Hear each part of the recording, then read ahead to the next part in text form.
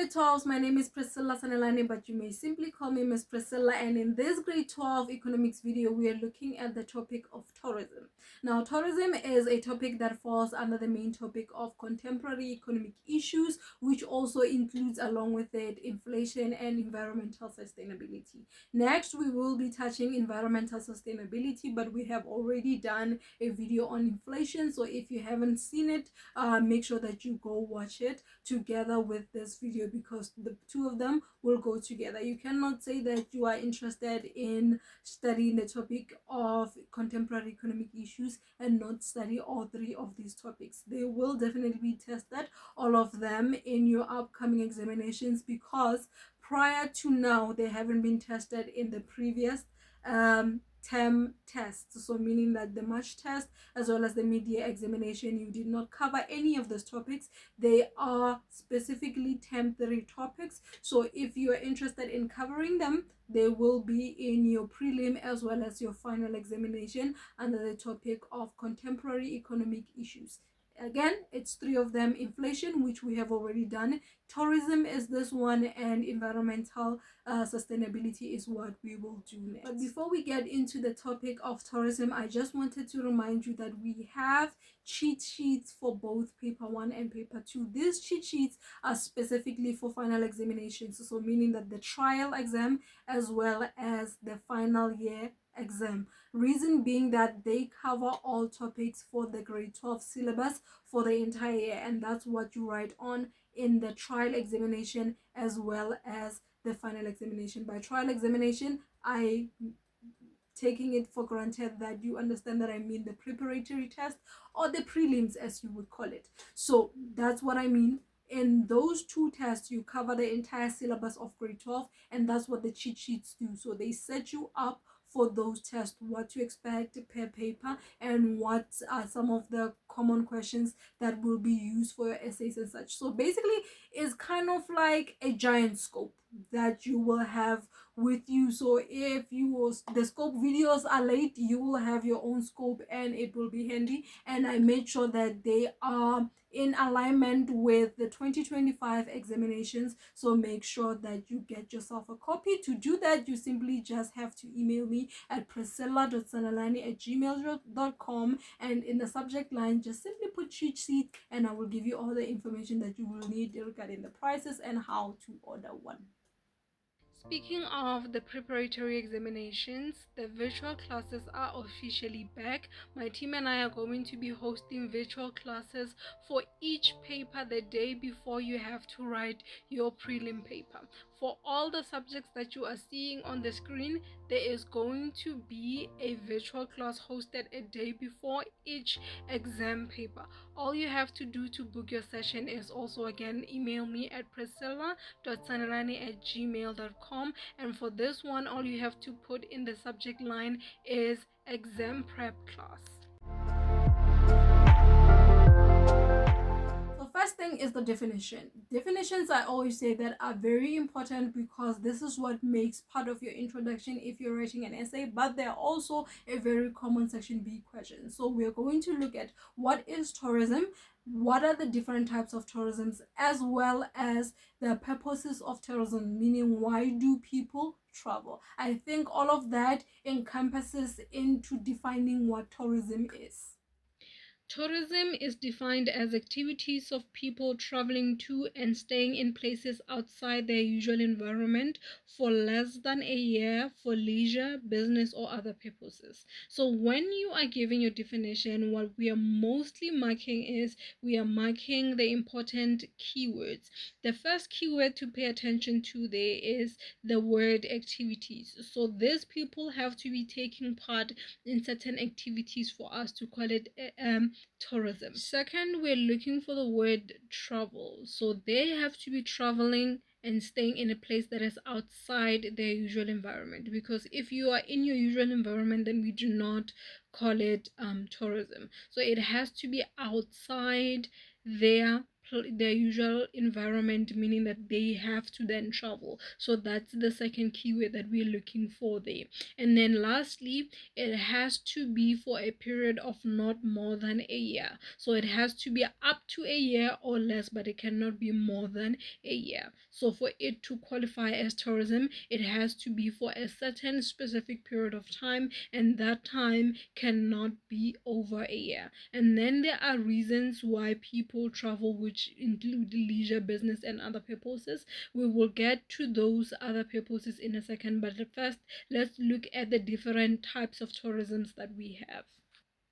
We have the inbound tourist as well as the outbound tourist. The inbound tourists are any tourists that are traveling from other countries into our own country. So because we're in South Africa, an inbound country would be any foreign person who's coming to visit or to tour South Africa. That's what we call an inbound tourist.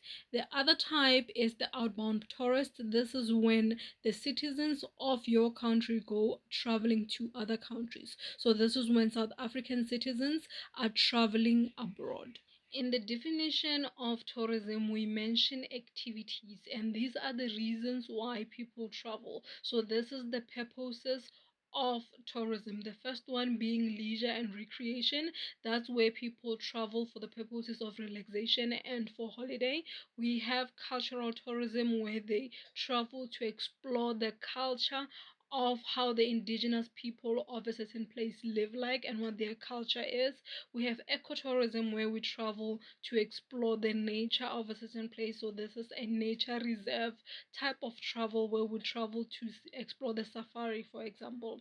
Then we have business and professional tourism. This is where people travel for the purposes of business meeting or business conferences. And then we have other reasons for tourism, such as studies as well as medical reasons.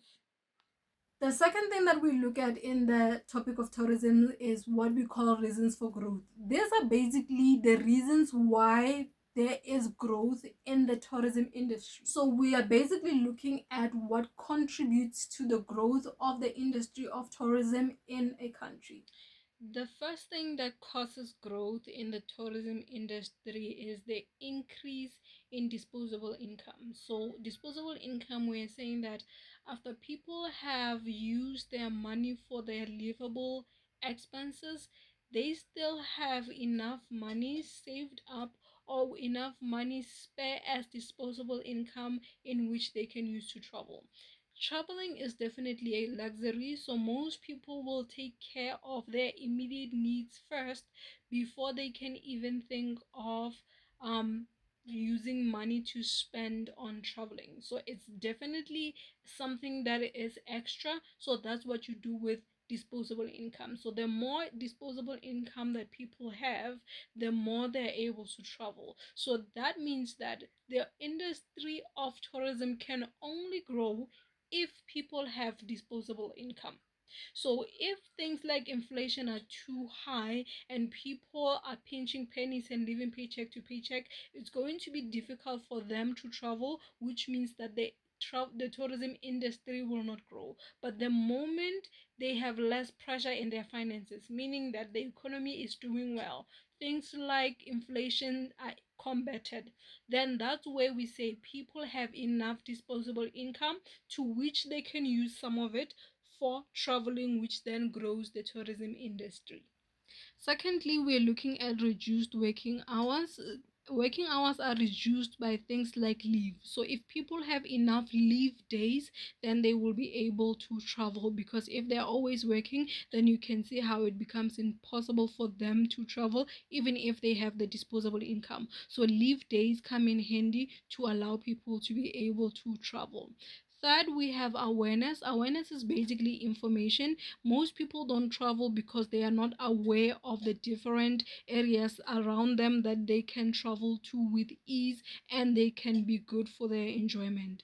third is facilities. By facilities, we're looking at everything from accommodation to travel arrangement. If all of those are made easy, then it becomes easier for people to travel. But if they're difficult or they are hard to come by, then people will be discouraged from traveling. Advertising is the same as awareness, where we're not only bringing information to people, but we're also running promotions to let people know of the deals that are available for you to be able to get if you want to travel, and they are also exposing you to different destination places. Benefits simply refer to the enjoyment of traveling, so people travel for simply the enjoyment of it.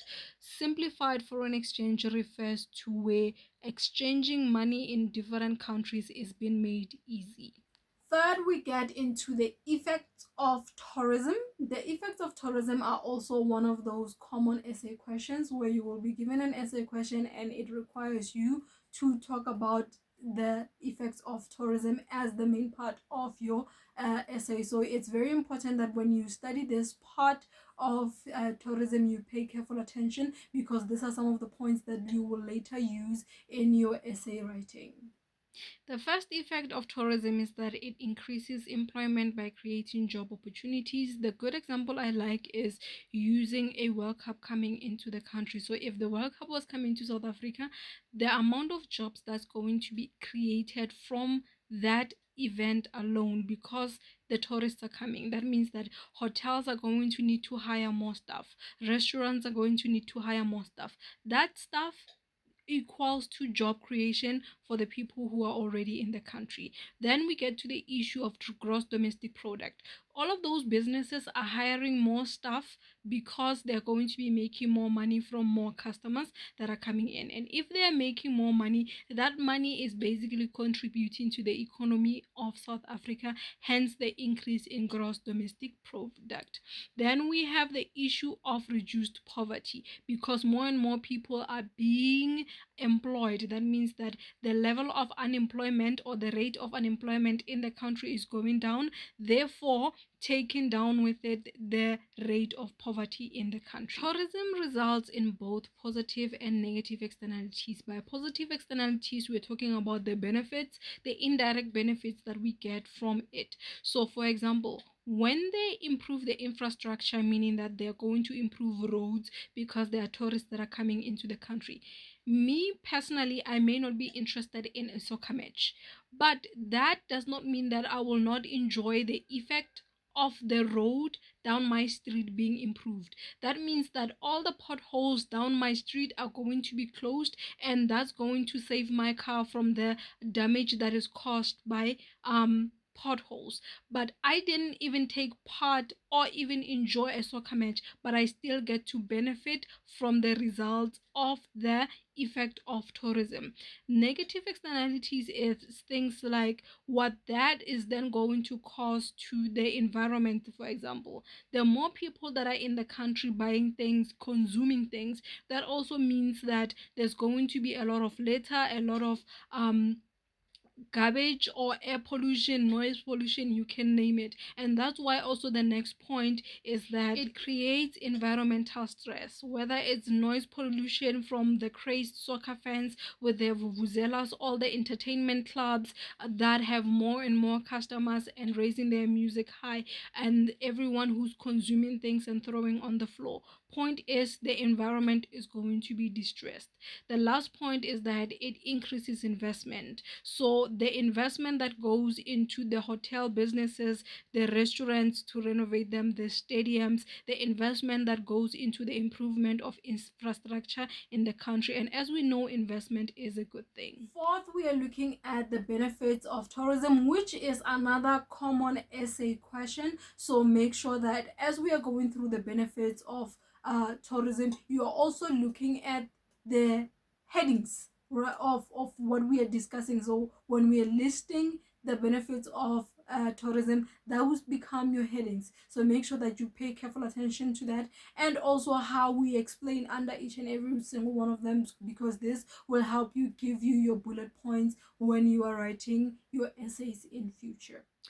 When you discuss the benefits of tourism, you have to go back to your knowledge of the circular flow and look at all the participants of the circular flow, especially a closed economy circular flow where you are looking within the country. How is tourism going to benefit the country in terms of the injections that is going to bring to the circular flow and to the participants of the circular flow? So the first participant in the circular flow, as we know, is the first participant in the economy is the households. So how are the households benefiting from tourism? We have already mentioned these in the effects of tourism. You are just now just classifying the benefits and allocating them to different participants. So we already talked about employment. Who gets employed? It is the households. Remember, the households in the circular flow are the ones who own the factors of production, one of them being labor, and they are the ones who bring out the labor to the businesses, such as those hotels that we mentioned in the Soccer World Cup example that we just gave.